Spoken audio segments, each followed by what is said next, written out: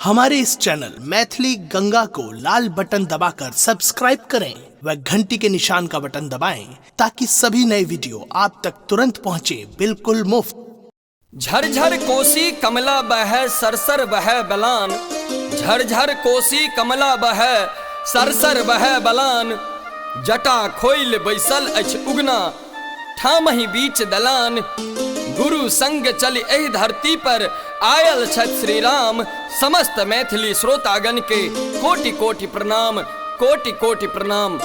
शिव मतवाला के अपने सब घर घर में स्थान दिलहुँ, जाहि सँ उत्साहित भय गंगा कैसेट्स आ निर्माता पुनीत शर्मा समस्त मिथिलावासी के नचारी में सराबोर करबाक लेल प्रस्तुत कर रहल छथि शिव डमरू वाला, जाहि में अपन चिर परिचित आवाज से सजौने छथि कुमकुम मिश्रा। तो आओ सुनी सुंदर सन नचारी शिव डमरू वाला। नागेंद्र हाराय त्रिलोचनाय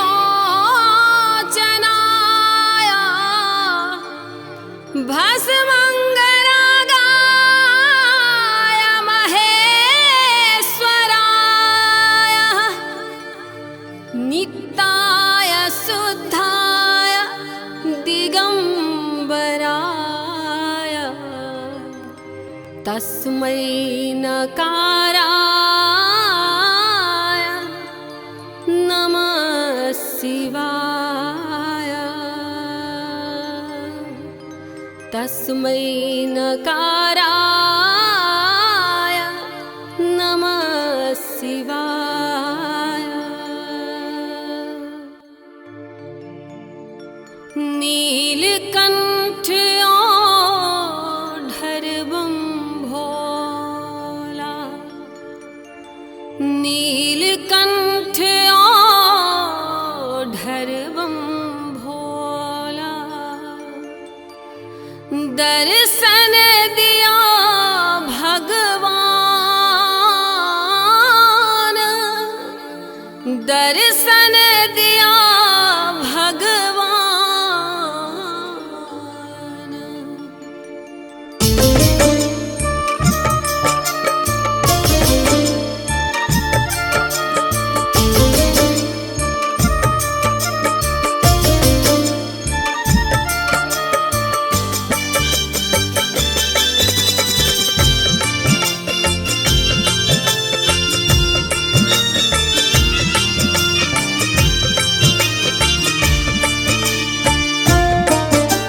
अपने सुन रहे छी गंगा कैसेट के प्रस्तुति।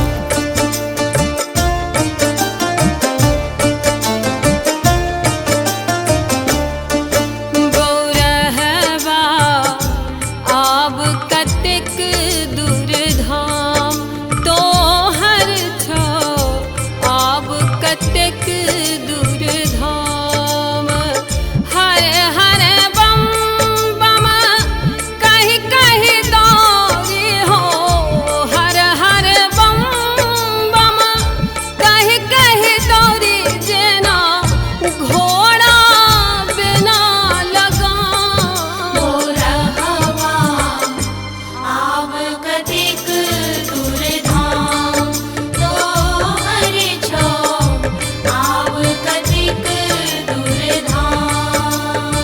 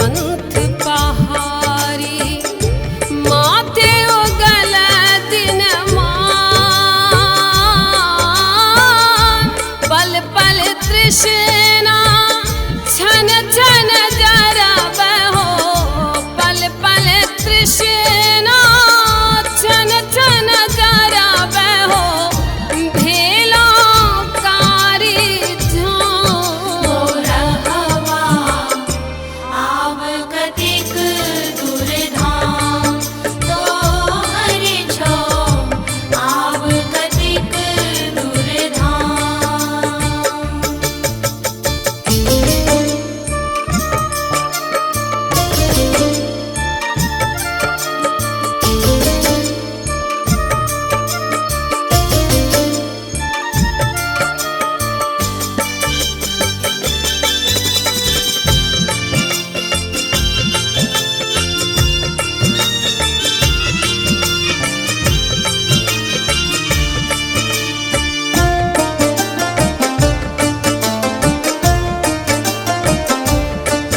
अपने सुन रहल छी गंगा कैसेट के प्रस्तुति।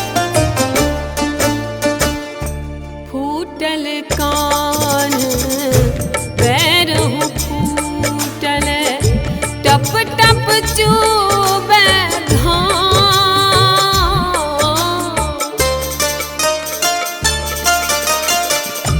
फूटल कान पैरहु फूटल टप टप चूबे घाम तैयो मनोरथ सदिखन राखी हो तैयो मनोरथ सदिखन राखी हो छोरे तोरे नाम। मोर हवा आव कतिक दूर धाम तोहर छो आव कतिक दूर धाम।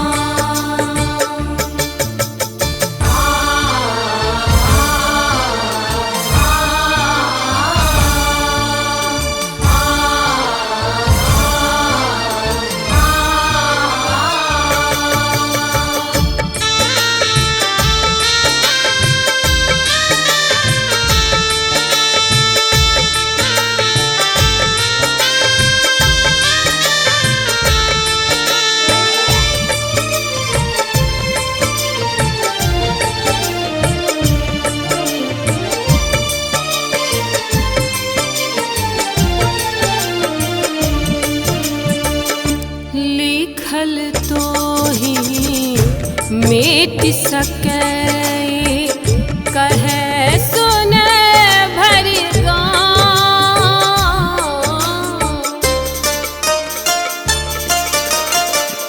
लिखल तो